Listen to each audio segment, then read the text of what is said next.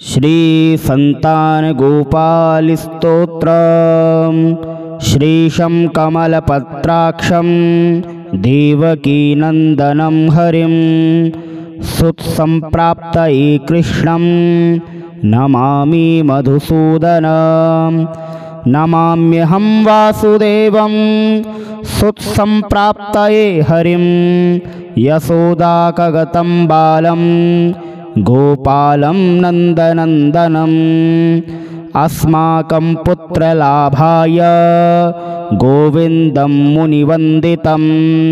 नमाम्यहं वासुदेवं देवकी नन्दनं सदा गोपालं डिम्भकं वन्दे कमलापतिमच्युतं पुत्रसंप्राप्तये कृष्णं नमामि यदुपुङ्गवं पुत्रकामेष्टिफलदं कञ्जाक्षं कमलापतिं देवकी नन्दनं वन्दे सुतसंप्राप्तये मम पद्मापते पद्मनेत्र पद्मनाभ जनार्दन देहि मे तनयं श्रीश वासुदेव जगत्पते यशोदाकगतं बालं गोविन्दं मुनिवन्दितम्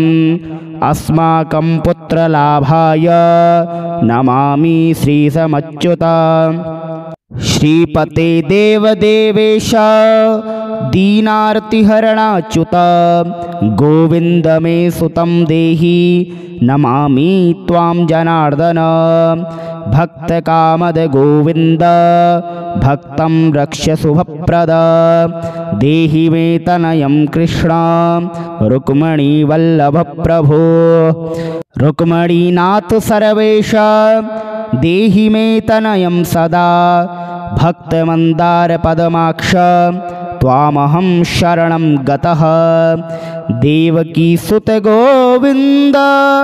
वासुदेव जगत्पते देहि मे तनयं कृष्ण त्वामहं शरणं गतः वासुदेव जगद्वन्द्य श्रीपते पुरुषोत्तम देहि मे तनयं कृष्ण त्वामहं शरणं गतः कञ्जाक्ष कमलानाथ परकारुणिकोत्तम देहि मे तनयं कृष्ण त्वामहं शरणं गतः लक्ष्मीपते पद्मनाभ मुकुन्द मुनिवन्दित देहि मे तनयं कृष्ण त्वामहं शरणं गतः कार्यकारणरूपाय वासुदेवाय ते सदा नमामि पुत्रलाभार्थं सुखदाय बुधाय ते राजीवनेत्र श्रीराम रावणारे हरे कवे तुभ्यं नमामि देवेश तनयं देहि मे हरे अस्माकं पुत्रलाभाय भजामि त्वां जगत्पते देहि मे तनयं कृष्ण वासुदेव रमापते श्रीमानी नीमान चोर गोपवस्त्राप्रहारक देहि मे तनयं कृष्ण वासुदेव जगत्पते अस्माकं पुत्र संप्राप्ति कुरुष्व यदुनन्दन रमापते वासुदेव मुकुन्द मुनिवन्दिता वासुदेव सुतं देहि तनयं देहि माधव पुत्रं मे देहि श्रीकृष्ण वत्सं देहि महाप्रभो डिम्भकं देहि श्रीकृष्ण आत्मजं देहि राघव भक्तमन्दार मे देहि तनयं नन्दनन्दन नन्दनं देहि मे कृष्ण वासुदेव जगत्पते कमलानाथ गोविन्द मुकुन्द मुनिवन्दिता अन्यथा शरणं नास्ति त्वमेव शरणं मम सुतं देहि श्रियं पुत्रं प्रदेहि मे यशोदास्तन्यपानज्ञं पिबन्तं यदुनन्दनं वन्देऽहं पुत्रलाभार्थं कपिक्लाक्षं हरिं सदा नन्दनन्दन देवेश नन्दनं देहि मे प्रभो रमापते वासुदेव श्रियं पुत्रं जगत्पते पुत्रं श्रियं श्रियं पुत्रं मे देहि माधव अस्माकं दीनवाक्यस्य अवराधय श्रीपते गोपालडिम्ब गोविन्द वासुदेव रमापते अस्माकं डिम्भकं देहि श्रियं देहि जगत्पते मदवाञ्छितफलं देहि देवकी नन्दनाच्युत मम पुत्रार्थितं धन्यं कुरुष्व यदुनन्दन याचेऽहं त्वां श्रियं पुत्रं देहि मे पुत्रसम्पदं भक्तचिन्तामणे राम कल्पवृक्षमहाप्रभो आत्मजं नन्दनं पुत्रं कुमारं डिम्भकं सुतम् अर्भकं तनयं देहि सदा मे रघुनन्दन वन्दे सन्तानगोपालं माधवं भक्तकामदम् अस्माकं पुत्रसम्प्राप्त्यै सदा गोविन्दमच्युतम् ओङ्कारयुक्तं गोपालं श्रीयुक्तं यदुनन्दनं क्लींयुक्तं देवकीपुत्रं नमामि यदुनायकं वासुदेवमुकुन्देश गोविन्द माधवाच्युत देहि मे तनयं कृष्ण रमानाथ महाप्रभो राजीवनेत्र गोविन्द कपिलाक्ष हरे प्रभो समस्तकाम्यवरद देहि मे तनयं सदा अब्जपद्मनिभं पद्म वृन्दरूप जगत्पते देहि मे वरसत्पुत्रं रमानायक माधव नन्दपालधरापाल गोविन्द यदुनन्दन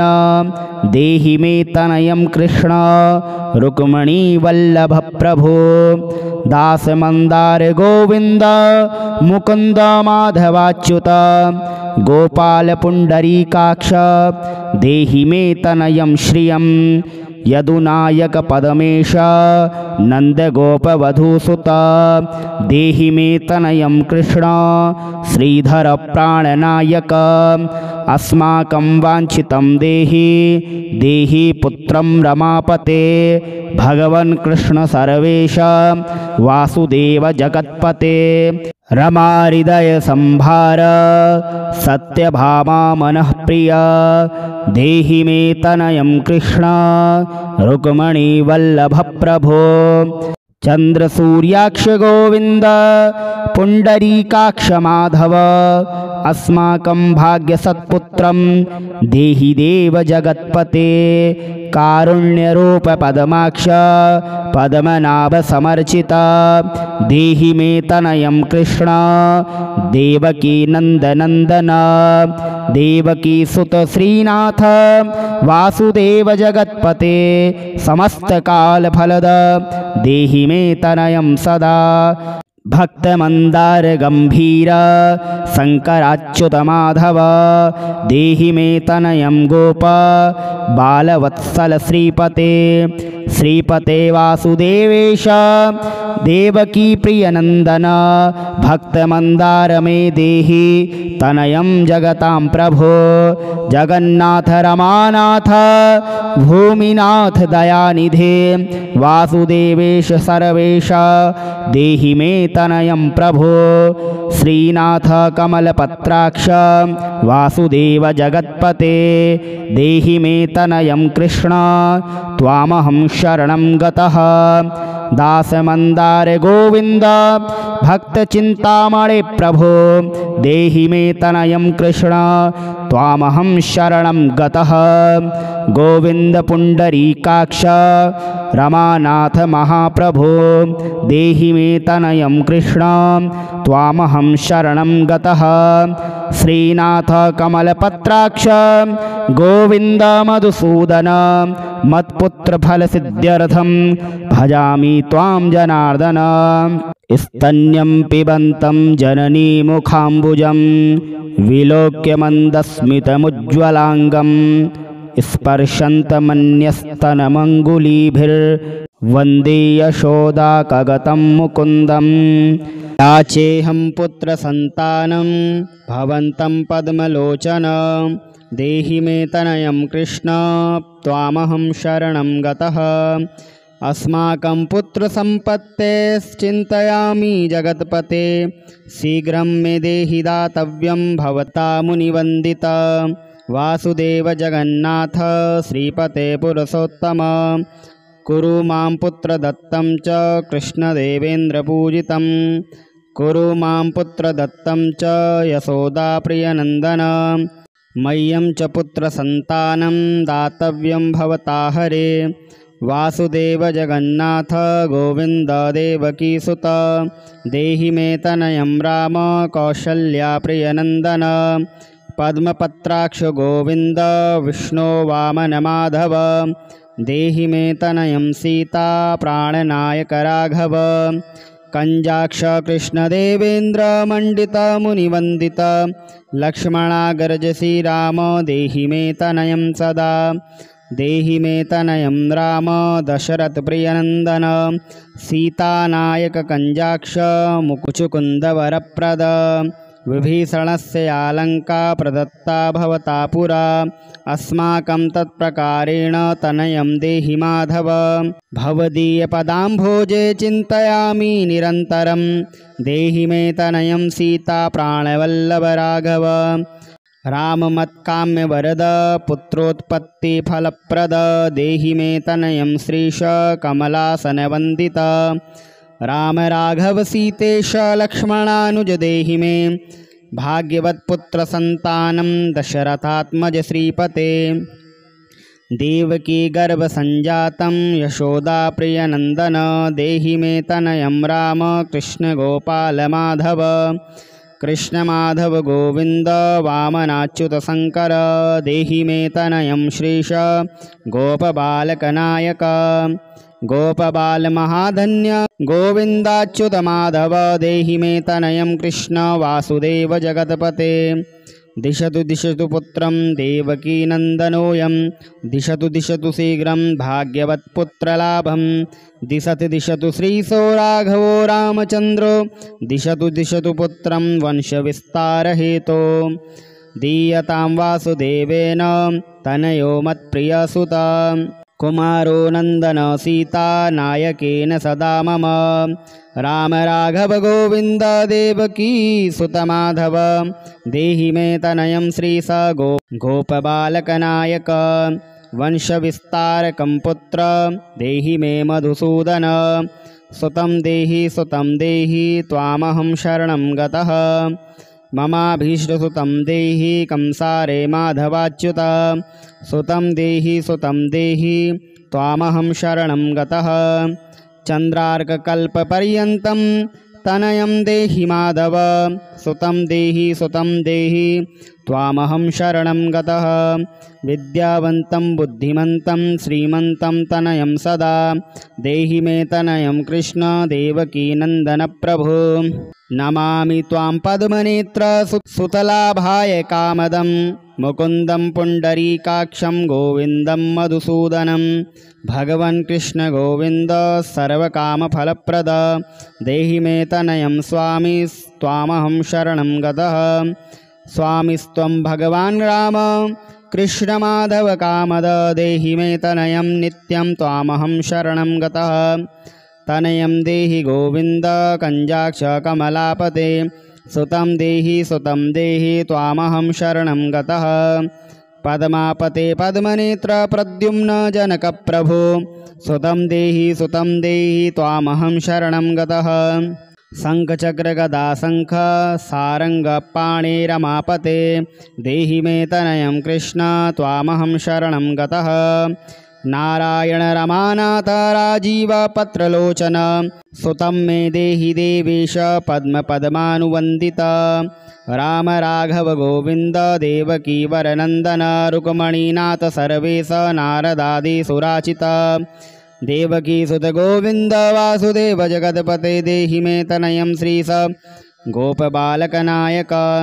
मुनिवन्दित गोविन्द रुक्मणी वल्लभ प्रभो देहि मे तनयं कृष्ण त्वामहं शरणं गतः गोपिकार्जितपङ्केज मरन्दासक्तमानस देहि मे तनयं कृष्ण त्वामहं शरणं गतः रमाहृदयपङ्केज लोल माधवकामद ममाभीष्टसुतं देहि त्वामहं शरणं गतः वासुदेव रमानाथ दासानां मङ्गलप्रद देहि मे तनयं कृष्ण त्वामहं शरणं गतः कल्याणप्रद गोविन्द मुरारे मुनिवन्दित देहि मे तनयं कृष्ण त्वामहं शरणं गतः पुत्रप्रद मुकुन्देश रुक्मणीवल्लभ प्रभो देहि मे तनयं कृष्ण त्वामहं शरणं गतः पुण्डरीकाक्ष गोविन्द वासुदेव जगत्पते देहि मे तनयं कृष्ण त्वामहं शरणं गतः दयानिधे वासुदेव मुकुन्द मुनिवन्दित देहि मे तनयं कृष्ण त्वामहं शरणं गतः पुत्रसम्पत्प्रदातारं गोविन्दं देवपूजितं वन्दामहे सदा कृष्णं पुत्रलाभप्रदायिनं कारुण्यनिधये गोपी वल्लभाय मुरारये नमस्ते पुत्रलाभार्थं देहि मे तनयं विभो नमस्तस्मै रमेशाय रुक्मणीवल्लभाय ते देहि मे तनयं श्रीश गोपबालकनायक नमस्ते वासुदेवाय नित्यश्रीकामुकाय च पुत्रदाय च सर्पेन्द्र सायिने रङ्गशायिन रमानाथ मङ्गलभवमाधव देहि मे तनयं श्रीश गोपबालकनायक दासस्य मे सुतं देहि दीनमन्दार राघव सुतं देहि पुत्रं देहि रमापते यशोदातनयाभीष्ट पुत्रदानरत सदा देहि मे तनयं कृष्ण त्वामहं शरणं गतः मभीष्टदेव गोविन्द वासुदेव जनार्दन देहि मे तनयं कृष्ण त्वामहं शरणं गतः